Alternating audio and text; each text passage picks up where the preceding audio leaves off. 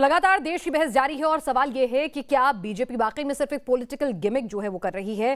Timing उसकी जो है उसके सवाल उठाए जा रहे हैं। आधार क्या है इस बात का, इस पर सवाल उठाए जा रहे हैं। 2020 की टास्क फोर्स को अब आप यूपी चुनाव से और अन्य विधानसभा चुनावों से ठीक पहले अब अमली जामा क्यों पहना रहे हैं। ये तमाम सवालों के बीच में क्या कांग्रेस का स्टैंड है, क्या मुस्लिम लोग जो है उनकी सोच है, लगातार हम जानने की कोशिश कर रहे हैं। हमारे साथ दीपिका भारद्वाज हमारी एक दर्शक गाजियाबाद से जुड़ गई हैं। दीपिका, आपकी क्या राय, आप पूरी बहस को सुन रही होंगी। हेलो जी।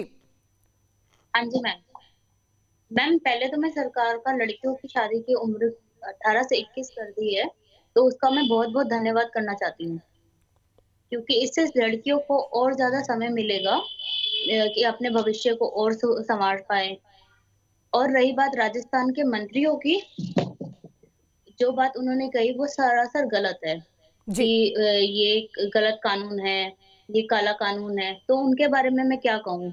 और आप सभी जानते हैं कि राजस्थान में सबसे ज्यादा ही बाल विवाह होते हैं। चलिए, इसलिए साधना, आपने सुना ये किसी पार्टी की राय नहीं थी, ये हमारे एक दर्शक हैं दीपिका भारद्वाज, उनकी राय थी। और एक तीखा सवाल अभी बीजेपी के लिए भी आया है, वो भी मैं पूछूंगी शाजिया से। लेकिन आपने सुना ना साधना कि एक ऐसा स्टेट जहां पर बाल विवाह, रेप, क्राइम अगेंस्ट वुमेन के आंकड़े लगातार बढ़ रहे हैं, वहां से इस तरह की स्टेटमेंट आना कि भाई नहीं मानेंगे इसे, उसके बाद केसी वेणुगोपाल का कहना कि भाई कांग्रेस नहीं मानेगी इसे, भाई क्यों नहीं मानेंगे? देखिए, हम बार बार ये कह रहे हैं कि आप 18 से 21 को आप जितना चाहते हैं कीजिए ना, लेकिन देखिए आनन फानन में सरकार कानून लेकर आती है, विधेयक लेकर आती है, विधेयक को पारित करने का प्रयास करती है, बिना चर्चा के करती है। ये सबने देखा, ये सर्वविदित है, आप भी जानती हैं। लेकिन हम ये बार बार कह रहे हैं कि बिना चर्चा के, बिना आधार के किसी भी निर्णय अच्छा, इससे नुकसान क्या होगा? मुझे इसके 5 नुकसान गिना दीजिए साधना जी। मैं बहुत ओपन होकर सुन रही हूँ। देखिए, चर्चा लोकतंत्र में होनी चाहिए।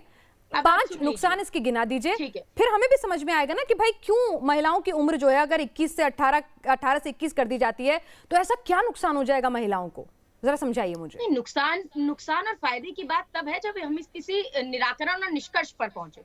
हम ये नहीं कह रहे 18 से 21 मत कीजिए, 21 से 25 मत कीजिए। मैंने तो कहा ना, इन्होंने राजीव गांधी जी ने 18 का वोटिंग का अधिकार दिया। शाजिया इल्मी भी जानती है, राजीव गांधी ने बहुत अच्छा काम किया। लेकिन सुनिए ना, 5 बजे बता दीजिए, डिबेट का टाइम कम रह गया है, फिर आप कहेंगे कि हमने मौका नहीं दिया। 5 बजे जिसकी वजह से कांग्रेस इसका विरोध कर रही है। मुझे 30 सेकंड में मैं पूरी बात, आप 30 सेकंड में मुझे 5 चीज बता दीजिए। कांग्रेस क्यों इसका विरोध कर रही है? क्यों राजस्थान की महिला एवं बाल विकास मंत्री खिलाफ है? क्यों केसी वेणुगोपाल कह रहे हैं हम इसका विरोध करेंगे? इस प्रस्ताव में ऐसी क्या खामियां हैं जिससे महिलाओं के अधिकारों का हनन होगा?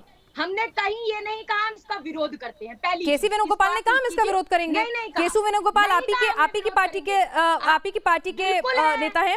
बिल्कुल है, विरोध करने की आप खुद ही विरोध कर रही है, लगातार आप विरोध कर रही है। अच्छा, आप लगातार बोल रहे हैं, आप खुद विरोध कर रही हैं, लगातार आप चीख चिल्ला रही हैं। अरे और आप कह रही हैं मोदी जी को माफी मांगनी पड़ेगी। आप ये भी कह रही हैं, ममता जी ने जो बयान दिया महिला एवं बाल कल्याण मंत्री ने जो दिया वो गलत था बयान। आप कहती हैं वो गलत था। आप कह रही हैं इस बात को, तो इसी नीति की तो बात हो रही है। आप चुप हो जाइए, आप थोड़ी ना एंकर हैं।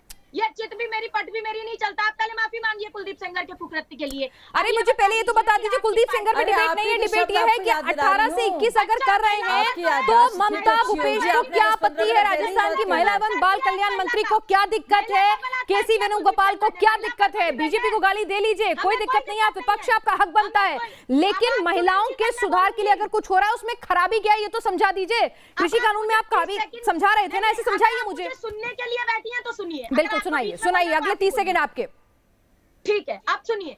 हम बिल्कुल मैं जवाबदारी के साथ और जवाबदेही के साथ, जिम्मेदारी के साथ राष्ट्रीय प्रवक्ता के तौर पर ये कहती हूँ कि कांग्रेस इस बात का विरोध नहीं करती, किंतु हम ये कहते हैं कि अगर आप 18 से 21 करते हैं तो ये पार्टी जब चुनाव आते ही बात कर रही है, पहले तो माफी मांगे मोदी जी के बयान के लिए। पहले ये बताए कि क्या महिला मुख्यमंत्री उत्तर प्रदेश में उमा भारती जी को, शाजिया इल्मी जी को अभी बात हो रही है 18 से 21 होने की, नहीं बुलाएंगे। नहीं, महिलाओं की बात तो अभी तो चलिए शाजिया जी, एक सवाल आपके लिए भी आया है। चलिए, एक बात तो अच्छी निकली इस डिबेट में कि कांग्रेस की राष्ट्रीय प्रवक्ता साधना जी कह रही हैं केशव वेणुगोपाल और राजस्थान की महिला एवं बाल कल्याण मंत्री जो है वो गलत बयानी दे रहे हैं। शायद कांग्रेस का स्टैंड इस बिल के खिलाफ नहीं है, ठीक है ना साधना जी?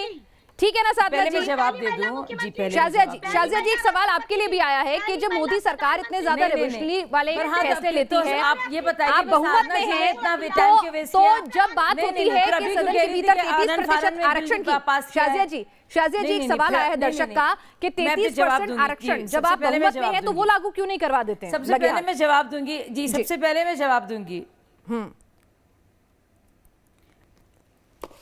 देखिए, सबसे पहले मैं जवाब दूंगी इनकी बात का। सबसे पहले तो मैं कहूंगी, अब तक लगातार क्या कर रही थी साधना जी, सबने सुना है। इन्होंने क्या कहा, आनन फानन में बिल पास हुआ है, उसके बाद मोदी जी को माफी मांगनी पड़ेगी। मोदी जी ऐसा क्यों कर रहे हैं? क्या लड़कियों की मर्जी नहीं होती?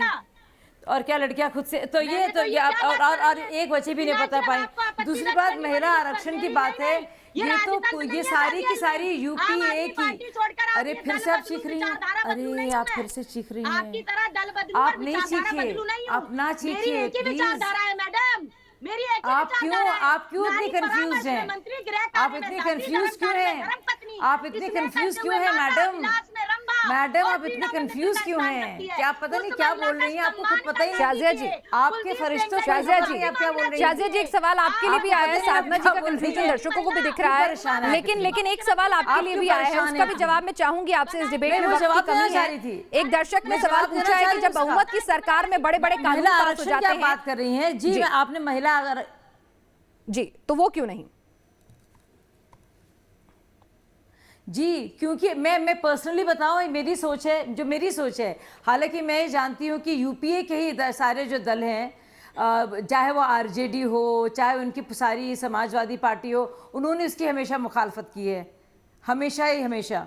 और जहाँ तक महिला आरक्षण की बात है, सबसे ज़्यादा अगर 33% इंटरनल डेमोक्रेसी के तहत, सुषमा स्वराज कमेटी के तहत पार्टी में किसी भी पार्टी ने महिलाओं को उनकी जगह दिलवाई है तो वो भाजपा है। तो सदन में क्यों नहीं? जब बहुमत में है तो सदन में क्यों नहीं? बड़े बड़े बिल पास करा रहे हैं आप, तो ये क्यों? मंत्रालय से लेकर वित्त मंत्रालय तक तो वो बीजेपी है। और रही बात आरक्षण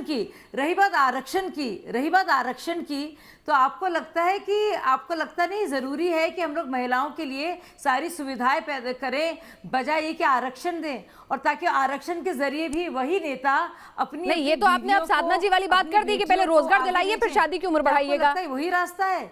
आपको लगता है कि उससे सही ये नहीं, मैं आपसे पूछ रही हूँ, मुझे लगता है इस पर और चर्चा करने की जरूरत है, क्योंकि आपको लगता है महिला आरक्षण आते ही बहुत बेहतर नुमाइंदगी होगी।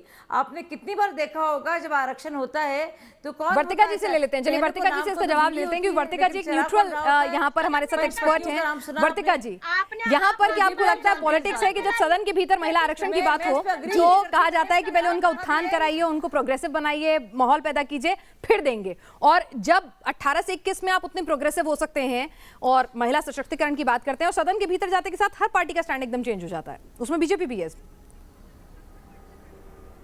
पिनाज, देखिए, मुझे ऐसा लग रहा है कि पिछले कई दिनों से हम लोग इतनी ज़्यादा इस पर जो बहस कर रहे हैं, एक सिंपल तरीका मुझे समझ में आता है, चाहे वो महिला आरक्षण बिल हो या फिर ये बच्चों की उम्र का बात हो। एक बात हम बार बार भूल रहे हैं, इस सारे मुद्दे में 16 यूनिवर्सिटीज़ में और कई NGOs से बातचीत की गई और उसके बाद इस मसौदे को तैयार किया गया। इस बात पर हम जिक्र भी नहीं कर रहे। दूसरी बात यह है कि स्टूडियो डिबेट्स में इतना चिल्लाने से अच्छा है कि हम एक बार यूनिवर्सिटीज़ में स्टूडेंट्स के पास जाएं, कॉलेजेस में जाएं और एक बार एक सर्वे दोबारा करके देख लें कि बच्चे क्या चाहते हैं। ये कहना कि अगर कोई लड़की 18 की बजाय 21 साल की उम्र में शादी करेगी तो उसकी ज़िंदगी में बहुत बड़ा बवंडर आएगा, उसके पास जैसे उसे सलाखों में बांध दिया जाएगा, ऐसा नहीं है। हम इस तरह क्यों नहीं देखना चाहते कि उसके पास 3 ऐसे साल होंगे जब वो अपने बारे में कुछ कर सकती है। और एक और बात है कि हम लोग बार बार ये कह रहे हैं कि क्या लड़कियों को नौकरी की, एम्प्लॉयबिलिटी की सरकार क्या गारंटी देगी। मुझे लग रहा है कि हम गारंटी क्या लड़कों को लेकर ये मांगते हैं? कभी भी हमने इससे पहले लड़कों को लेकर किसी भी तरह की गारंटी मांगी थी क्या कि अगर उन्हें 21 साल की उम्र में शादी करनी है तो उसी साल में उन्हें ना नौकरी मिलेगी? चलिए, तो यहाँ पर जेंडर इक्वालिटी की बात हो रही है। यास्मीन जी, आपने सबको सुना, पक्ष और तमाम राय जानी। क्या आपको लगता है कि अब वक्त आ गया कि आपको भी बाहर निकलकर बेटियों से पूछना चाहिए कि वाकई में वो 18 साल की उम्र में शादी करना चाहती हैं?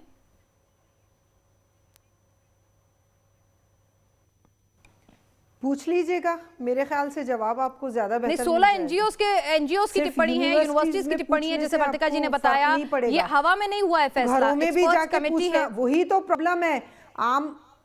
आप बात तो पूरा कर लीजिए। इससे पहले आप क्या घरों में सरकार जाके हो रही थी उनके क्या? पेरेंट्स को पूछिए, उन लड़कियों को ये कुलदीप पूछिए जो सेंगर घरों की में लाल बैठी जो हैं। रहे, ये आप बताइए सिर्फ आप उन्हीं महिलाओं लोगों का को, सम्मान। यूनिवर्सिटीज वालियों को प्रधानमंत्री 50 करोड़ की गर्लफ्रेंड कहते हैं। ये बात अरे मेरी समझ चलिए में नहीं। ठीक है, यानी कि यहाँ पर कोशिश यही है इस डिबेट के जरिए कि कहीं ना कहीं यहाँ पर आपके सामने आपके व्यू पॉइंट्स लाने की पूरी कोशिश की। आप सभी पैनलिस्ट में शामिल हुए, आपका बहुत बहुत शुक्रिया। और यहाँ पर बहुमत जो है 80% जनता भी हमारी यही, दर्शक भी हमारी यही कहते हैं कि भाई 21 साल की उम्र में बेटियों की शादी का फैसला बिल्कुल सही है, उनके शारीरिक लिहाज से भी, मानसिक लिहाज से भी और जेंडर इक्वालिटी के लिहाज से भी। आज देश की बहस में फिलहाल के लिए इतना ही।